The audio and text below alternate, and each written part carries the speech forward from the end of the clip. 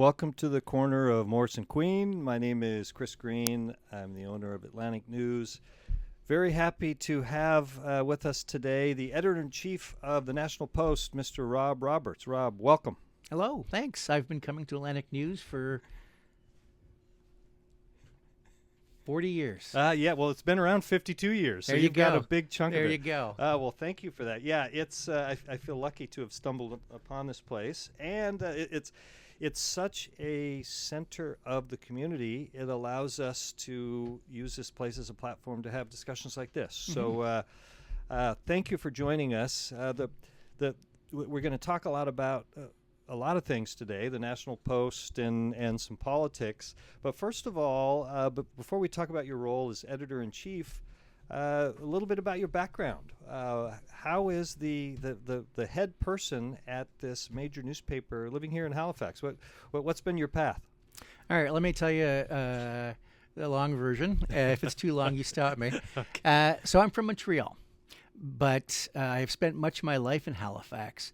All of our daughters, we have 3 daughters, all of them live here. When we moved back last summer, it was the 4th time I'd moved to Halifax. Oh, wow. Yeah, hopefully this time it sticks. You can't give it up. No, it keeps dragging me back. In terms of Halifax news, that context, I'll start by mentioning that I was once a crime and politics reporter for the old Halifax Daily News, which I suspect more than a few people remember. It's dead now, probably 15 years, I'm guessing, Wow. but it was something else in its day. So you had the crime beat. You were the hard-boiled guy with the hat that would kind of stick your nose in things. And Well, I and was like unearth things. 21 and squeaky voiced, so hard boiled probably not. But I went to crime scenes and went to the court and asked questions and that kind of thing. Okay. And for a little while, I was at Province House as well, back when Don Cameron was the premier. Okay. Yeah. Great. Yeah. So you started off as a reporter here, and then Yep. did your reporting take you elsewhere in Canada? It did. I mean,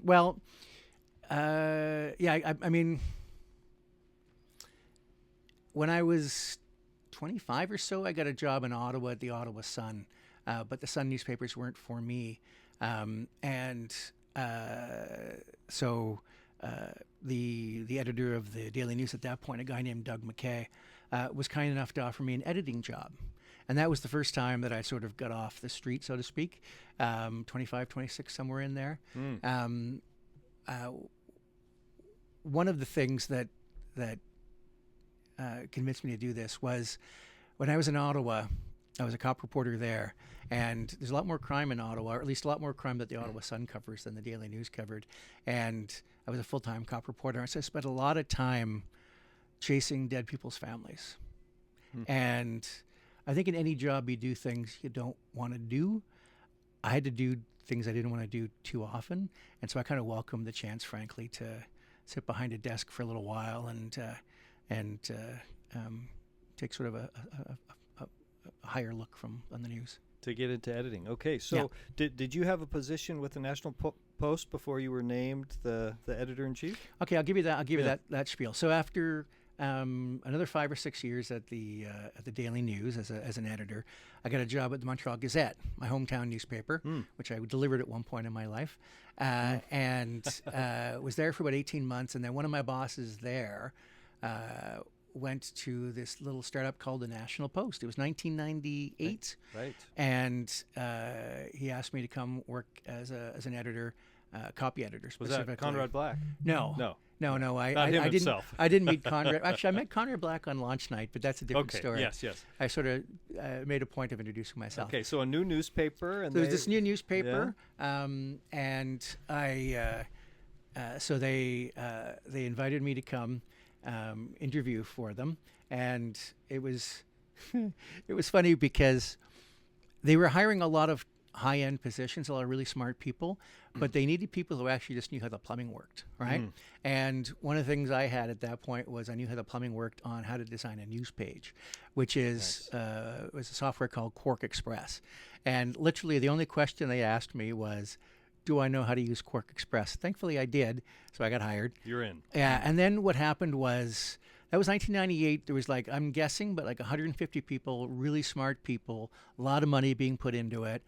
Conrad Black really knew how to start a newspaper up, and the editor at that time was a guy named Ken White, and his deputy was Martin Newland from the Daily Telegraph, and it was something to behold, but it was unsustainable, and so Why unsustainable? the revenues weren't there.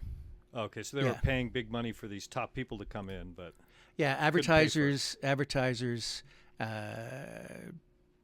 weren't. They had their habits, and we weren't part of them, I guess. and was interruption here, was 1998, 99, was this the beginnings of the demise of newspapers, or were newspapers still going strong? Or Well, we were born 3 months, more or less, to the day before Google. So that tells you a lot right there. Okay. okay. It wasn't the beginning of the demise, but it was on the So horizon. Google's 2001. Okay. No, Google's 1990. Oh, 3 before. 3 months. Did I say years? I meant Oh, you months. said years, months. Sorry, okay, months. so both 1990. Yeah. Oh, that's basically really we're interesting. we're startup siblings. Okay. Yeah, I guess I made the wrong call. Anyway, so it wasn't.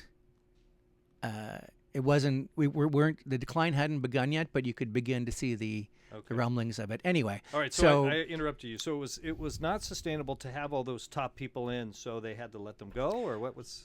Yes, I mean they had to let basically. I'm guessing here like a third of the staff go, and basically the plan was on I believe it was a Friday morning they were going to call everybody in and lay off some people and tell other people they were safe. That was. Maybe it was a Tuesday. Anyway, it was September 11th. And something else happened. Yes. Not date. September 11th, 2001, I guess. Yeah. So you were in Ottawa.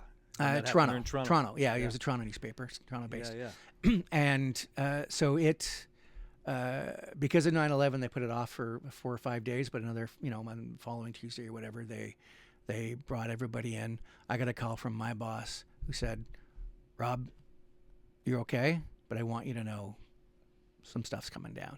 And we lost some very good people that day. And that was sort of began. Lost good people as in died in the crash, or lost? Oh, sorry. Yeah, no. Lost as in let them go because financially. Well, it could Sorry. cut either way with No, this totally. discussion. No, you're Yeah, right. yeah. I was using my word. I was using bad choice of words. Now he was talking about our coworkers. Yes, okay. Yeah. But these were top talented people. This is going to change the tenor of this institution that you work for. And really nice people, our friends, our coworkers, right? We worked with them for a couple of years, and this began sort of a long run of cuts here, like every other newspaper in the world, right? Except we had real revenue problems at that point. We're better now, and I can tell you about that later. But at that point, the runway was and by reasonably short. 2001, Conrad Black had sold it to CanWest. I don't think was it that early? I don't think so. I mean, according to Wikipedia, 2001 is CanWest. I mean, maybe they're wrong, but that sounds like ish. And then in 2010, Postmedia took it over. Okay, the Postmedia part sounds correct. I think part of my confusion may be that Conrad actually stuck around for a little while as maybe co-publisher or something, or maybe co-owner, maybe. Okay. But yeah, CanWest came along, and they were the CanWest people were the people who ran Global News, Global TV, right? And they knew about the bottom line, and so there was a lot of So the reason I'm telling you all this is because I started as a copy editor, but aside from all the rest of it, attrition was pretty good for my career, and so I sort of moved up within the context of the Post. So I was deputy arts editor, then I was night editor, I think, and then I was Toronto editor, then I was national editor, and then I was sort of that was a period where we were using online titles mostly, and so my title became like executive producer or something like that. So I kind of ran the newsroom. And then, actually, funny enough, the same guy who, on the day we had the layoffs, called me up to tell me that I was okay, but people were being laid off. He was then editor-in-chief of the Canadian Press, the wire service. Okay. Okay. The equivalent of Reuters or UPI or something? Probably more like the Associated Press. Okay, yes. I think there's a real parallel there. Got it. And it is like a venerable, well-respected wire service, been around forever. It started as a cooperative where like the Chronicle Herald would share a copy with the Canadian Press, as would the Vancouver Sun, and the Vancouver Sun could then run Herald copy, and Herald could then write Vancouver. Like it was somewhat curated, but it was more or less like that. And but the time I came along, it was just entirely our writers for CP wrote for our clients, CP clients. So again, actually both those papers, the Herald and the Vancouver Sun and the National Post, all subscribed to the Canadian Press. Right. And so I came here as the Atlantic Bureau Chief, and I ran a bureau of 10, 12 people, really great people, super smart, taught me a lot. Nice. And that was one of your stints in Halifax. That was one of my stints in Halifax. Okay. And but then Canadian Press had the same problems everybody else is having. We'd lost Brunswick News as a client. We then lost Saltwire as a client, and the need to have a robust Atlantic bureau was less. Right. And so I got transferred to Toronto, kind of against my will.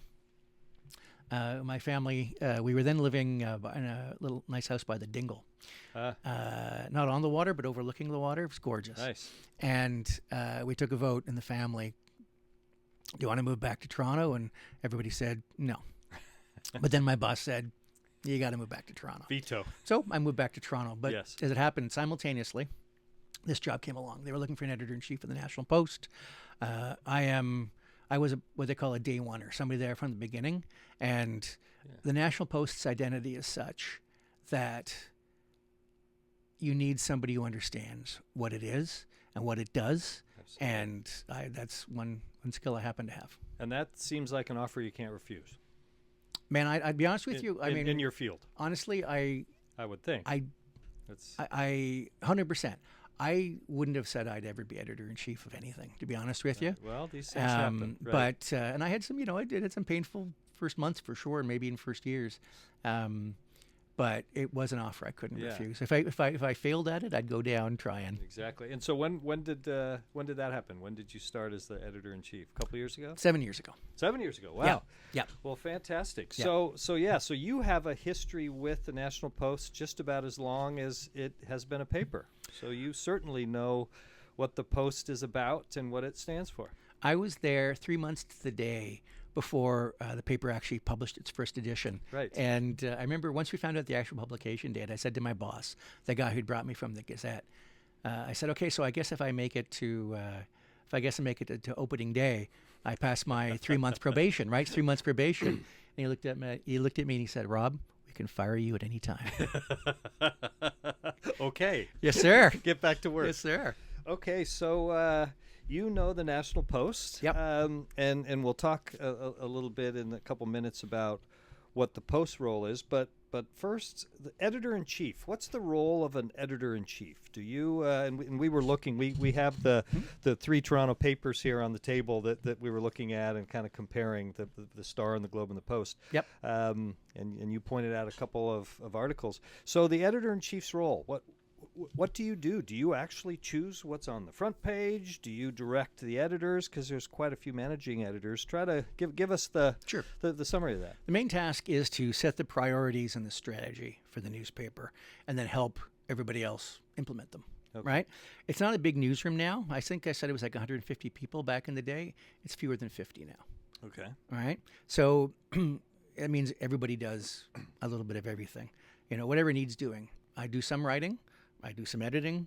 I'll track down photos. Yeah, I see your byline in there every once in a while. A little bit. Yeah, not too much, but a little bit. But I think the most important thing to me is to foster and guard the unique identity and worldview of the Post. Canada already has a Globe and Mail. Globe and Mail is really good at what it does. We don't need to do what the Globe and Mail does. It doesn't need we're not going to be a better Globe. Right. It's my job to do what we're trying to do well. Right. And so when you say you set the strategy, is this on a daily basis, such as these stories are going to go on the front page? Or does it kind of depend, or does somebody else decide that? Like when I look at the National Post every day, is the stories on the front page, did you put those there, or do your managing editors do that, or all of the above? I'll be honest with you, one of the things I need to do is to focus more on the digital than on the print, right? Because that's the print is it's more of a niche product than it used to be. Yeah, and we'll talk about this, the strategy of newspapers. Yes, but of course. Yeah. I'm 59 years old. I feel a draw to the newspaper, right? Yeah. Like I grew up with it. I delivered it. Used to deliver papers. Right. Well, So exactly. did I. Yeah. Right. Yeah. And so I can't not. Plus, the newspaper readers are our most loyal, engaged readers, and so we need to make sure we're the best post in print that we can be. Right. So all of which is to say, it's a collaborative effort. The front page is a collaborative effort, but I sign off on most everything, and I'll make suggestions, and we'll all come to an agreement, that kind of stuff. And right now, in fact, as we speak here, I'm missing the front page meeting. So let's hope things don't fall apart without me. But well, I I'm sure appreciate you coming here. sure they won't. But well, when you say you focus more on the online, when I go to an online newspaper, which I do, the New York Times, but the Canadian ones, there's a front page to online paper. So isn't it the equivalent of a putting together a front page on the print? Look, if ever there were a day when there was no national newspaper, no print edition of the National Post, I would want to do a front page anyway. I think it's a declaration of who you are, a declaration of what you think is important, and a signal to readers of who you are, and it gives it helps readers decide. We actually have begun last 3 or 4 months doing a push notification from our app in the afternoon.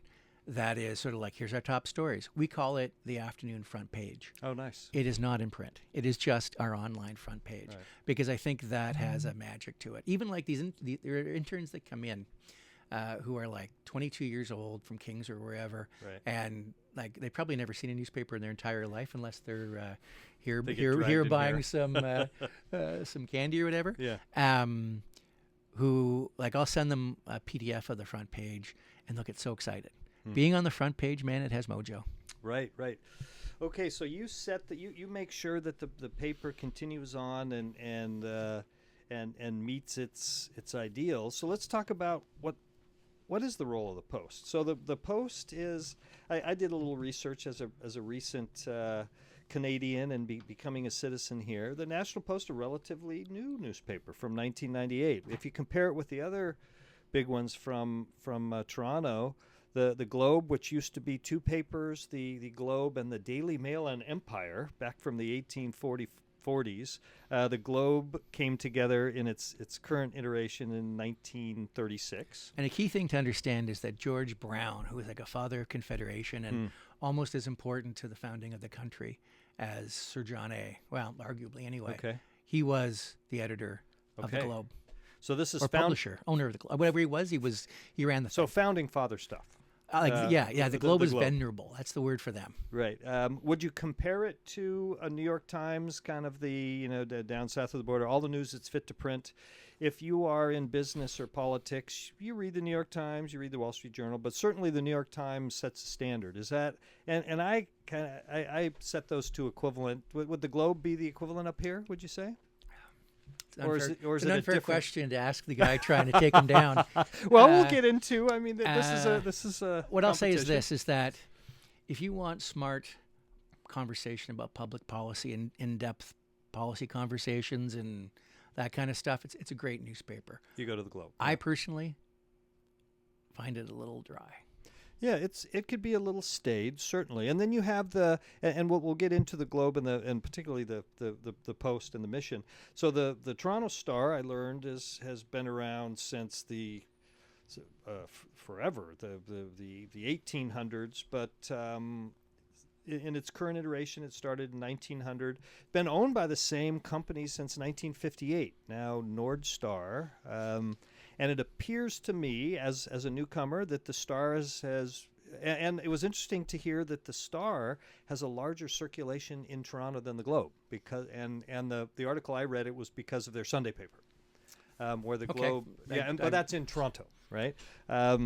But do I have this right? The Star has always been seen to be the more socially liberal, left of center. Where declaratively so. Declaratively. There's something called the Atkinson Principles, upon which the Star was either founded or at least adopted pretty early, Okay.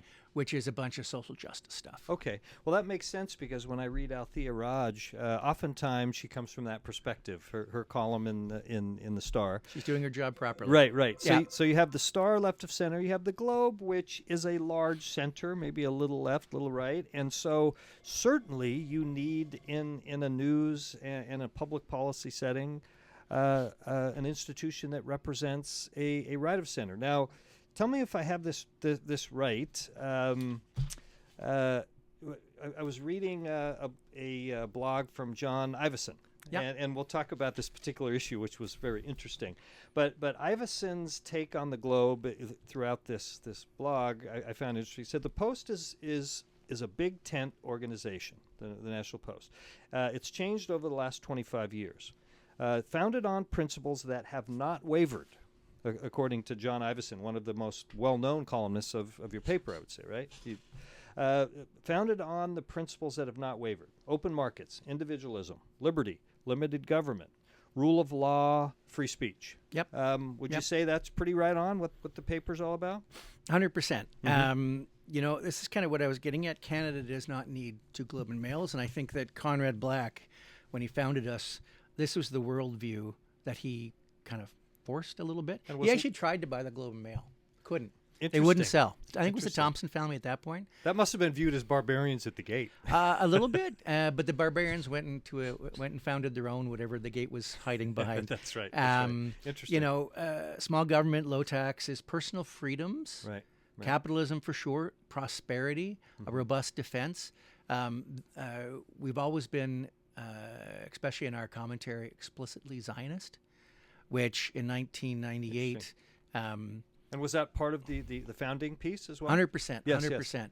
Yeah. No, he's Conrad is very much a Zionist, and we have followed through on that. Yeah, and in looking through, now that I read all the papers here, you certainly see that in the articles. If you're comparing that with, particularly if you're comparing content with the Star and the Globe, for example. Oh, for sure. I mean, we are generally, friendly to Israel.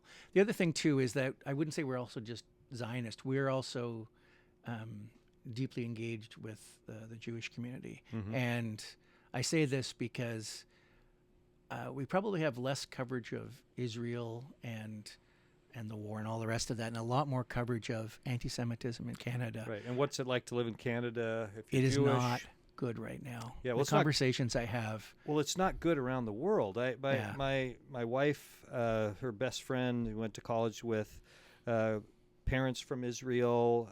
They went to school in the Northeast, but now Anat is back in Israel, and it's grim. And in terms of her view of, she's sending her daughter off to college, and she felt there were many countries, including the United States and Canada, that she didn't feel confident that her daughter, who is a worldly woman, I think her daughter's in South Korea right now, but it certainly is an issue. I can attest to that with personal friends. So, and then that creates, of course, an interesting and a challenging approach, I suspect, because of what's going on with the politics and who's painted as a good guy and who's painted as a bad guy. That makes it quite a challenging task, I imagine. To be honest with you, no. Honestly, I am so clear on this. I'm clear on almost nothing, as clear as I am on this. I mean, especially on anti-Semitism. Like, it is so easy to pay attention to and condemn and call out anti-Semitism, no matter how you feel about Israel. And I mean, Netanyahu's one thing, but I'm a big supporter of Israel. I'm personally quite Zionist. Been there a couple times. Yeah. But what the Jewish community is going through right now in this country is Around the heartbreaking. world. Like, honestly, it is heartbreaking. And like, if you know anything about the history of the Jewish people, Canada circa 2005 was probably one of the best places to be Jewish in all of history. I mean, Israel aside, I suppose that's a whole other thing. But and now I talk to a lot of people who are either planning to leave, know people who leave, who are thinking about leaving, who have left. Right. And like, Canada needs to wake up to the fact that we are that this is happening. That we are letting down our Jewish. And again, in one of many ways, the paper that you're the head of represents that point of view, which is badly needed. It's interesting as we go through, as we went through these foundational principles of open markets, individualism, liberty. As a person from the United States who now has come here, often you don't think of those being out front as a Canadian, right? Particularly if you're comparing it to the United States, right? The behemoth down south. So it's interesting that these are these are attributes that everyone would agree with, but would you say that the common view of Canadians, this might not, these attributes might not come first, and then that's why even more that the Post it's important that the Post is around? Or do I have this right at all? Look, how do we frame this? I don't necessarily agree with everything, every political position we write about or report on. I'm probably a pretty liberal guy. I'm a pretty liberal guy, actually. Never mind the probably. Yeah. But part of being liberal to me is believing in robust debate and Absolutely. having a conversation. Tough conversations lead to better policy, and I can give you 1,000 examples. Let me give you. Yeah, please. Let me give you one. I'm not sure how you feel about drug policy, but I think it's clear to me that governments are beginning to rethink their approach on harm reduction. And you're talking about legalization? No, more like harm reduction. Like, Okay. We started with harm reduction sites, safe injection sites. Okay, You yes. know, a bunch of years back. People who supported those, this is my opinion, of course, people Yeah. who supported small storefront injection sites may well be uncomfortable with what's happening now with the government giving out free drugs to users. So we're talking about sites where if you're a user, you're doing heroin, there's a place you can go where it's safe. You have a clean needle. You're monitored, and you can get rid all of the that needle. stuff. Yes, okay. I mean that and countries around the world have been doing this, right? And I think there's a pretty good argument for those. Yeah. But then the government started giving out free drugs. Okay. And then the government overlooked the fact that a lot of those free drugs were being resold, and those were being resold to kids so that the addicts could go get some better drugs. Yeah. You know what I mean? And that's been proven in the BC, and you can see it now. Yeah. Governments are finally adjusting their policies, and I think, we take a lot of credit for it. One of our columnists, kind of Adam Zivo, was way out on front on this, and Saying bad idea, bad idea, bad idea. bad idea, and here's why. And he did the investigations. He followed the path of the drugs in Vancouver, that they were given to the users, they were sold to the kids. He talked to the one dad whose kid died with those drugs. Right. I am not an expert on drug policy.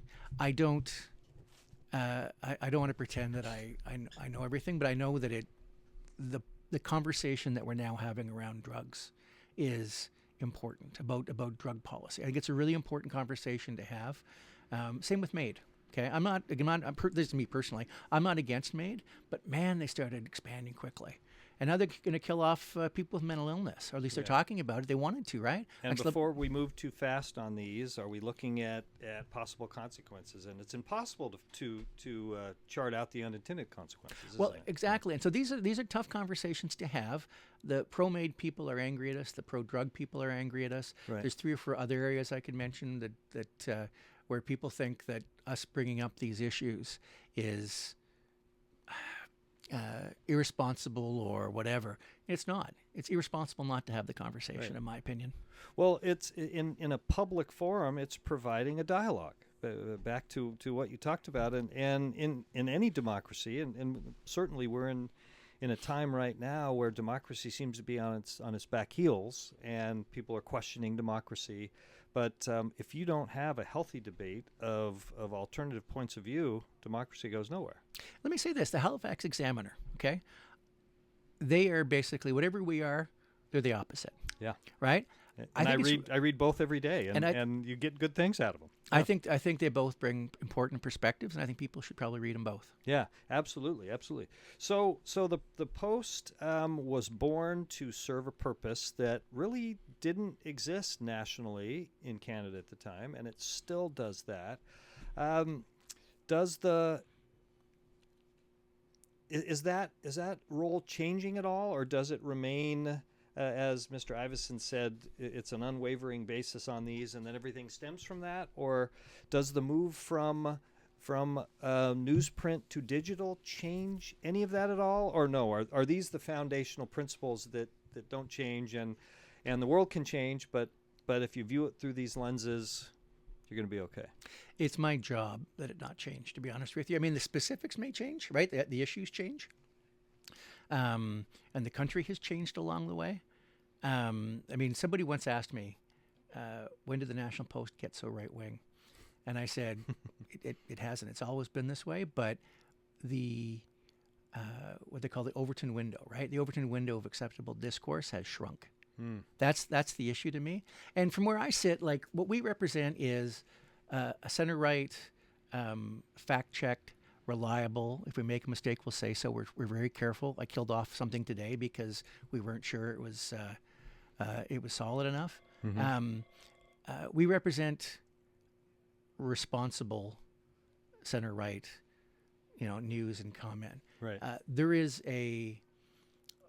especially online, to your online question, there is a whole host of new sites that exist only online and who are farther out than we are, for sure. Well, and they're less vetted, and you can say what you want, right? I mean, in fairness, some of them are, yes, and some of them, I don't want to dismiss them all, because I have friends at some of them, and they're trying pretty hard, but they'll go farther on things, and some specific ones, not all of them, some specific ones will be a little looser with the fact checking and that kind of stuff. And so for me, what I think we represent, sorry, I'm proselytizing here, what we represent is responsible conservative journalism. Right. Now, you mentioned the criticism that you're more right wing, and you answered to it with the discourse. Could it be part of that criticism, or that perceived criticism, is that the politicians that you're covering have gone that way, and you're covering politicians. So if you're covering an individual who says something, and I think your paper does pretty well, where here's a news story, here's a commentary, and the commentary is quite different from the news story. But if you're covering a politician that says, Carney's not educated, look at his CV, you cover that. Boy, that's not you. You're covering that politician. Oh, for sure. And I think there's a growing, and this may just be online discourse, so it's hard to know how representative this is, but when you cover something, people assume there's an agenda behind every decision you make. Right. And sometimes there's not, other than covering who's paying them, where do they come from? Where do they come from? Yeah. All that stuff, or whatever. Like, we're just trying to cover the news. Some of the stuff is related to what we're trying to do. We're trying to write about things conservatives would be interested in, and blah, blah, blah. Sure. But if the Prime Minister says something, or the Leader of the Opposition says something, or the Premier of Nova Scotia says something, then if it's newsworthy, and we're going to cover that, and that's not an agenda aside from covering the news. Exactly. Now you mention agendas, and where's this? Are you being told to say something? One interesting piece about the National Post. So in 2010, Post Media purchased the National Post. Post Media, as I've learned, it's Canada-based, but American majority-owned. From what I saw, I don't know if this is right, over 130 media outlets throughout Canada, but 2/3 of Post Media is owned by an American hedge fund, Chatham Asset Management. Mm-hmm. Is that a problem, A? B, is that a problem considering the discussions with the orange-skinned one and what's going on south? Could there be a perception, or is there more than a perception of, wow, the Americans are calling the shots, and this is 130 organizations in Canada. If we look at Saltwire, just about every newspaper, local newspaper we carry in here now is Post Media. Does this create a conflict of interest? Is this an issue? There's a lot in there. Yeah, sorry. So let me try to unpack that. Take your pick. Let me start off by saying there is zero interference from New Jersey. None. Mm-hmm. I have no idea what they think about anything. Okay, mm-hmm. I don't. To the earlier point, We are who we've always been. Okay, our worldview is the same. It hasn't changed because we're owned by Americans or because we're getting tax credits from the federal government, or anything else. And that to me is just the National Post. Okay, Post Media. One of the problems that Post Media. One of the critics of Post Media like to visit the sins of the National Post on the whole chain. The thing you need to understand is the Montreal Gazette is a pretty center-left newspaper. The Vancouver Sun is a pretty center-left newspaper. Calgary Herald, probably a little more center-right. That reflects the people that live there. You'd be foolish not to put out a product that appeals to the market you're trying to serve. And I mean, that's the business case. Journalistically, they're just following what they believe to be right for their market. So number one, don't blame the Calgary Herald or the Vancouver Sun for anything the National Post does, is my advice. Actually, I mean, aside from repeating myself, like I have never heard anything about what New Jersey wants. Not a thing. And what's interesting, when I talk to customers that I was going to be having this chat with you, and that I learned that the National Post was majority owned by Americans, a lot of our customers said, "Oh, I didn't know that." So who knows if people even know about this? But it's an interesting point, and it's nice to hear that the man who's the individual that's in charge of this newspaper, it's not on the hotline with the owners in America. I mean, that's I think this goes back to the conversation we're having about agenda. Everybody wants to find a reason for the why things are happening, and if you disagree with the worldview of the National Post, you might want to find a way of justifying that other than the fact that they just think that the National Post people, editors of the National Post, think that this is the world we should have. Right. It must be some kind of agenda, and that's not the case. Right. And that leads us to, there was an interesting bit of a kerfuffle around, and John Ivison, one of your big columnists, wrote about this. He wrote about it in his blog. There was a news story in late April, and I remember reading the news story. I read all three of the Toronto papers to compare, and the Post certainly just reported. It was straight ahead reporting on what the Liberals were planning to do with the committees after they got the majority, and this was a reported story.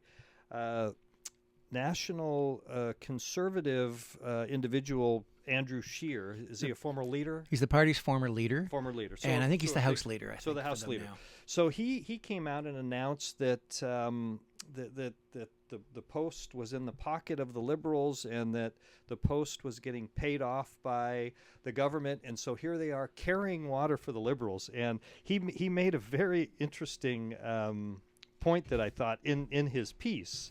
He said, well, this is John Ivison, right? John Ivison. First, he said this is ridiculous. And secondly, he said this is akin to blaming the scoreboard for the score. And maybe we should look at what's going on in the Conservative Party. But I'm sure that this incident crossed your radar. It did. It kind of made me angry for a couple of reasons.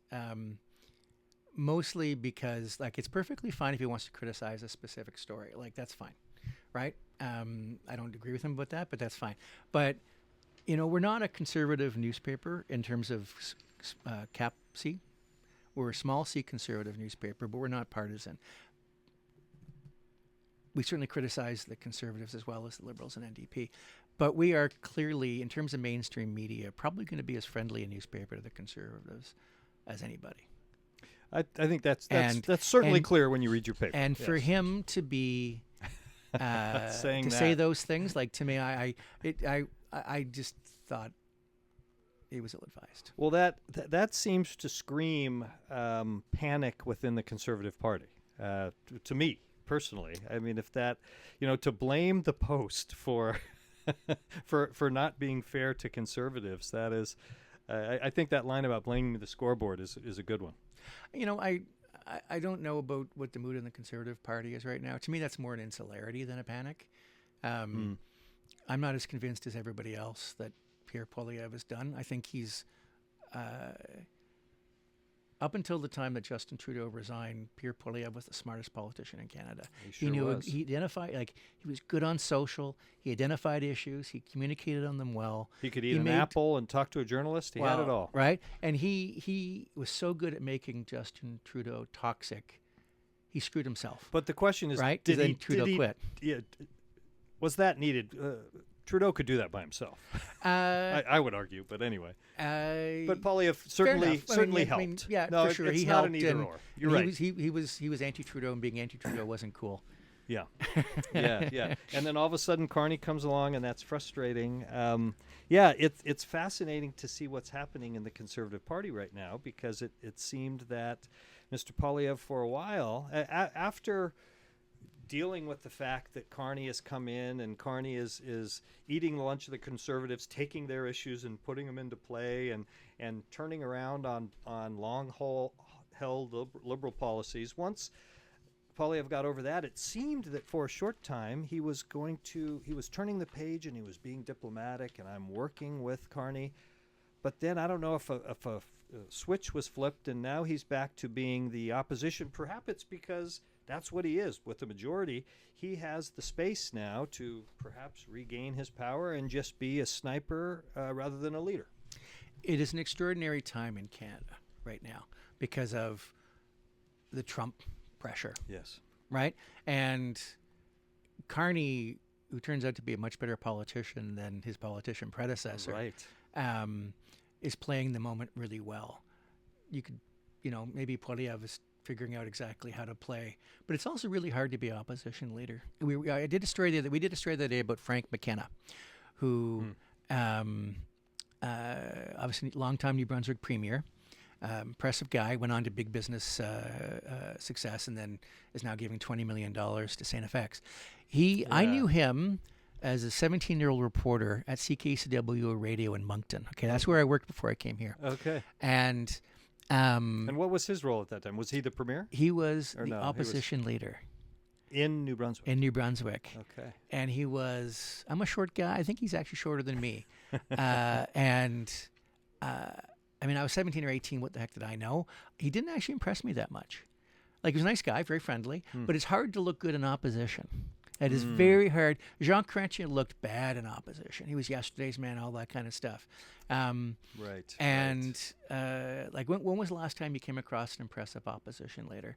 I guess Poilievre back when he was opposing Trudeau, but isn't that how he cut his teeth, Poilievre, is being the opposition for leader? sure. Yeah. All I'm saying is it's a tough gig. So he took a tough gig and did it well. He did it well, Yeah. and I think his critics were telling me he now needs to do a better job at pivoting to now. But he's also, the leader of the Her Majesty's loyal opposition. Yeah. That's the gig. And which is a crucial role in this democracy. 100%. Yeah. Yes. Exactly. Yeah. And to that, would you say is the role of the National Post in supporting the values you support, which align with the Conservatives? So does the National Post, in effect, become the loyal opposition? Or is that too much of a stretch? Well, no, I appreciate where you're coming from. I don't think journalists should perform the role of opposition in the same way that parties should. Like, there's a mindset among a lot of journalists that needs to be you need to oppose everything. Okay, we oppose lots of things. I'm not suggesting that that's not the case, but I think that you go to a scrum, watch the premier get scrummed of any province, and the reporters are kind of antagonistic and kind of can I swear, assholes, and there's a reason for that, and I'm not immune to the arguments in favor of it, but I don't think I don't see that quite. I don't think it quite like we would. It's not conducive to a dialogue, that's for sure. We've run lots of pieces about Doug Ford in Ontario, critical of Doug Ford in Ontario. Easy target. He is, although he's doing some stuff well. He's who's out there. building the most transit in North America right now? Easily Doug Ford. Oh, really? Interesting. He never gets credit for that stuff. The other hand, he wants to get rid of all bikers. But anyway, that's a different story. No bicycles, all transit. But anyway, we digress. I digress. Keep going. Keep going. Keep going. But problem is, I was thinking about this on the way over because I was driving down Hollis Street. Yes. And the cars were backed up because, of course, now there's only one lane of traffic because I took a lane for a bike lane. And I'm in favor of bike lanes. I got a bike. I like to bike around. But nobody was on those bike lanes. The cars were backed up. And there are. I mean, I know you have I know you've got a bike lane. They were talking about driving right, Yes, coming right right by outside here. here, yeah. And I believe we've talked about bike lanes, you and me, before, and I think Yes. you're a big fan. Yes. I'm not against bike lanes, but the effect they have on congesting cars and arguably, like, you know, well, just congesting cars. Just Yeah. you know. No, all it's a complicated issue. Fair enough. We agree on that. So I interrupted you. You said the paper's done some pieces on Doug Ford. that. Yes. Yeah. Yeah. Yeah. So like we're not out here opposing. Frame a different way. We just have a worldview and we call them as we see them. Right. You know, right. if when Carney does things that we like, Right. we'll praise it. And what I've noticed in the Post a lot recently are begrudging. I don't know if begrudging is the term, but it's coming from the columnists that okay, Carney's doing this, and we like the fact that he's reversed this Trudeau piece, or that he's doing this, but is the money where the mouth is? Let's see if it actually happens. So you could see that in the commentary in the Post. For That- sure, yeah. for sure. I mean, he's talked about getting pipelines built, or at least open to it. He's talked about the projects office. Here's the thing. I think there's like is it 18. I don't know. I'm making this up, but it's let's say it's 15 projects have gone to the projects office. Have any of them been done yet? Nope. Yeah. Nope. And we're supposedly in a crisis. We Right. need to make things happen. And a year later, this stuff hasn't happened. So that would be a pretty, relevant criticism of Carney. Right, right. Now you mentioned make things happen. Recently, and that makes me think of our premier here, Mr. Houston. Yep. And just recently, we've been looking at the newspapers here. I've noticed the last 3 weeks there have been at least once a week featured big pieces on Tim Houston. First, there was a column by a columnist, and I call it a puff piece. I'm sure it was more to that, but it was wow, Houston's really doing things. Read. It was Donna Kennedy Glanz, who was Yeah. a former progressive conservative Puff is- cabinet minister. Yeah, that's probably not fair. And, so- well, no. I know it's fair enough. I just want to explain. Yeah. She was a progressive conservative cabinet minister in Ontario, in Alberta. Okay. And she writes a weekly column for us out of Alberta. Yes. She can be really tough on people. She liked Houston. Okay, so this was a change of pace for her. in Well, she terms liked of other writing. people too, but But she like liked him. she doesn't go out writing puff pieces all the time. She liked what she saw with Tim Houston. So she certainly loved Houston in this, and that article was in the local paper because first I thought, I where I go to a lot is that the National Post writes about things in Nova Scotia which the local paper doesn't write about. And it's both Post media, but I know there's a lot of reasons for that in the local paper, which is doing good things. But in any event, that first piece was in the Weekend Chronicle Herald. But then the next week there was a long piece by Danielle Smith, picture of her and Mr. Houston talking about the great things that he's going to take the no out of Nova Scotia, all these sorts of things, and combined with the pipeline. And then just last weekend, there was a big column in the business section from Tim Houston talking about all the things he's going to do. And I find that so interesting because it sure appears where we are here in Halifax and Nova Scotia, Tim Houston is often not here for votes. He has people yelling and screaming about that he's not doing things right, and he's not here. Yet, for 3 weeks in a row in the National Post, there's we see Tim Houston all over the place. I know there's a lot to that. Is there a question there, Chris? Is this would this be a strategy of the Post to say, hey, here's a politician that represents the views that we represent. His views might not get out of Nova Scotia, so let's give him the platform. Not a strategy. Happy to give him platform. I'll just say this. Do you know who else is out of his jurisdiction a lot? Mark Carney. You know why? They're going doing stuff. Right? Carney's over in Europe doing whatever he's doing. Oh, and sure. wherever. Oh, he's all over the world. He's Yeah. trying to make things happen. Yeah. I mean, as a Nova Scotian, not as a newspaper editor, Right. I think Houston's out there is hustling, trying to get stuff done. And I think it's let me say this. I think Nova Scotians don't realize they've actually been pretty well governed the last decade or so. Stephen McNeil, to me, was an admirable politician. Yes. Like what he did on Northern Pulp, he shut down an important employer because, frankly, the Mi'kmaq there were getting poisoned. Like that took political courage. You know, he took on the unions to try to tame the budget. That definitely took political courage. He definitely paid a price. And it hurt his party. And it totally hurt. Yeah. Yeah. The, you know, during COVID, I wasn't here for COVID, but, you know, everybody seemed very pleased with his sort of avuncular, paternal approach towards things. He and Strang seem to work pretty well together from what I can see.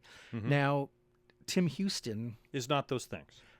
that's not what I was going to say. Oh, sorry. That's not what I was going to say. Pardon me. Go. Continue. I mean, Tim Houston will tell you that he made a misstep on the budget. He backtracked on that. did. He didn't backtrack on everything, and you're still hearing complaints about that. But to me, he's laser focused on making this province prosperous again. And it is the second last jurisdiction in North America in terms of GDP. Like, something needs to change. If you leave, I watched that movie Little Lorraine the other night. Did you see that? No. It's about some Cape Breton miners who end up drug smuggling. Oh, Good interesting. movie. I saw it Check at it out. Dartmouth Common. Oh, nice. Place was packed. Ah. Everybody was very glad to see Betty McDonald. Okay. Anyway, this is a hard scrabble province once you get out from the 20 square blocks you and I live in. Halifax is super prosperous. Walking along Yeah. the waterfront, like there's so much money here now. Cosmopolitan. Yes. 100%. Absolutely. More Right? people are moving here. But Amazing. you go to Amherst, you go to parts of Cape Breton. It's different. It is different, and like jobs or whatever, right? And Houston's trying to solve that problem. And I mean, the wind power thing off of Nova Scotia. I mean, maybe it's a mega project that'll never happen, or maybe it makes us an energy superpower. And But I'm just glad somebody's out there trying. It's to be been honest. floated before, I understand. Has it? I know tidal. I was always fascinated the by years. tidal. Okay, yeah. Well, Yeah. it makes sense. There's a lot of wind out there. Yeah. We tried to tame tidal, and at some point we will. But it just, There's still pieces of metal on the it's- ocean floor. Apparently, it's hard to tame tidal. Right. But yes, I mean this is a valid point of view that he's trying to make things happen, and that's what Mr. Carney's doing federally, to much appreciation. 100%. People love what he's doing Yeah. from across the political spectrum. I'll also say this. So one of the concerns I had moving back to Nova Scotia is a doctor, right? Yes. I'm 59 years old. We had that concern moving here too. Well, 100%. So I basically don't tell Doug Ford, but I basically pretended to live in Ontario for an extra 3 or 4 or 5 months, or my doctor for that because you have matter. a doctor there, yeah. Well, I did, and then it became untenable. And so we said, fine. And we signed up for MSI, which allows us to get on the wait list. Right. Okay. So, but I needed to get some prescriptions filled. So I went looking around for a medical clinic one day. Yes.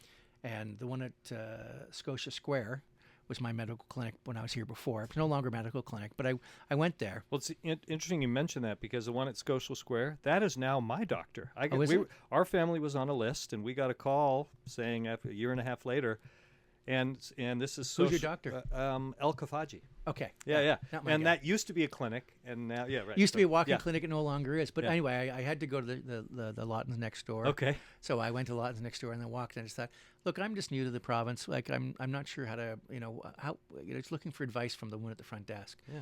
And she told me, you know what? It's your lucky day. We have a doctor who's taking patients. And I, In Lawtons. 3 blocks from where I live, not at Lawtons, no, at the clinic next door. Oh, okay. Oh, you At the went to clinic next door. 3 blocks from my home, the first day I tried, I got a doctor. Okay. Huh? Like, that's not the story here a lot, is it? And so, are you tying this to Mr. Houston? I'm just saying. I'm just saying. You could be lucky. He got you could elected be- twice. He got elected twice in Yes. trying to solve the health problems. And not only got elected, a landslide. If you're ever going to define a landslide, holy smokes, the Liberals were stamped out. Really stunning victory. Yeah, that won't last, obviously, for a bunch of reasons. Yes, but yes. Yeah. Yeah. So interesting. Yeah. So stay tuned. Certainly. I'm coming across as more of a partisan than I mean to. I don't. No, mean no, to. you're not. I mean, well, I've primed you here. No. I appreciate this, and Rob, I so appreciate you coming and having this discussion and fielding these non-question questions. But and what I'd like is for us to revisit this and to check in, because really in a democracy there needs to be more point of views, and sometimes I feel like that's not happening.